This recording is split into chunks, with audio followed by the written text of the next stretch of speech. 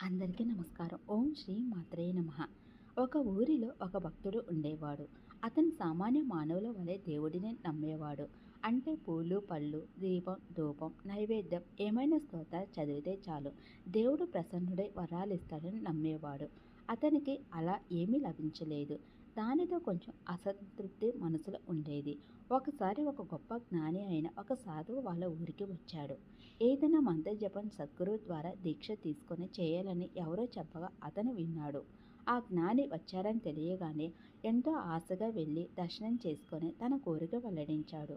సాధువు అంతా శాంతంగా విని, నేను అలా ఎవరికీ దీక్ష ఇవ్వను, కానీ నీ తపన చూస్తూ ఉంటే భక్తుడు ఆనందభరితుడై సాష్టాంగ నమస్కారం చేశాడు.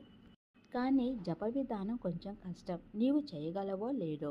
ఎంత కష్టమైనా నేను చేయగలను. మంత్రం ఫలిస్తే చాలు అన్నాడు భక్తుడు ఆనందంగా. అయితే విను, నేను చెప్పే మంత్రం పఠించనవసరం లేదు. కానీ రోజుకు 9 సార్లు ఎవరితోనైనా అనాలి. అలా 9 రోజులు ఆ పంచాక్షర మంత్రం ఏమిటంటే దేవుడు ఉన్నాడు. భక్తుడు అయోమయంగా చూశాడు. సాధువు చెప్పిన ఒక మొక్క కూడా అర్థం కాలేదు. ఇన్ని లక్షల కోట్ల జపం విన్నాడు, కానీ ఇదేమిటి? పైగా పంచాక్షర మంత్రం అట. ఏమిటది? దేవుడు ఉన్నాడనే కదా రోజులు పూజలు చేస్తున్నది. మళ్ళీ ప్రత్యేకంగా చెప్పేదేమిటి? అది ఇంకొకరితో తనను పిచ్చివాడి కింద జమ కడతారేమో. సాధువు ఒకటే మాట చెప్పాడు. నన్నేమీ ప్రశ్నించవద్దు. మంత్రం ఫలించాలంటే 9 రోజులు నేను చెప్పినట్లు చేసి ఆపై నాకు కనిపించు. భక్తుడు విచారంగా ఇంటికి వెళ్ళాడు. సమయం సందర్భం లేకుండా ఎవరితోనైనా దేవుడు ఉన్నాడు అని ఎలా అనడం? ఇంతలో అతని భార్య వచ్చి పక్కింటి వాళ్ళ గురించి ఏదో చాటీలు చెప్పబోయింది. అతను అప్రయత్నంగా అన్నాడు, దేవుడు ఉన్నాడు అంతే. ఆమె ఒక క్షణం తత్తరపడి మాట్లాడకుండా లోపలికి వెళ్ళిపోయింది.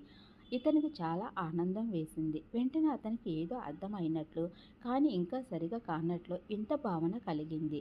ఆపై ఇంకా ఏ మంచి కనిపించినా దేవుడు ఉన్నాడు, మిమ్మల్ని చల్లగా చూస్తాడు అనే అర్థంతో, ఏదైనా చెడు కనిపిస్తే దేవుడు ఉన్నాడు, అన్ని గమనిస్తున్నాడనే అర్థంతో, అన్యాయం జరుగుతుందని ఎవరైనా అంటే దేవుడు ఉన్నాడు శిక్షిస్తాడనే అర్థంతో, పూజలు అనే విషయం వస్తే దేవుడు ఉన్నాడు అని భక్తి విశ్వాసాలు వ్యక్తపరుస్తూ అనేవాడు.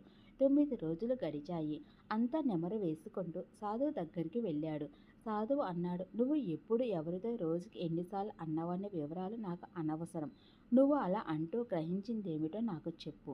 భక్తుడు తెల్లబోయాడు. అయినా వెంటనే తేరుకొని అన్నాడు, నాకు తెలిసింది ఏమిటంటే దైవం సర్వాంతర్యామి, అంతటా ఉన్నాడు, సర్వజ్ఞుడు. అతనికి తెలియనిది, మనం దాచగలిగినది ఏమీ లేదు.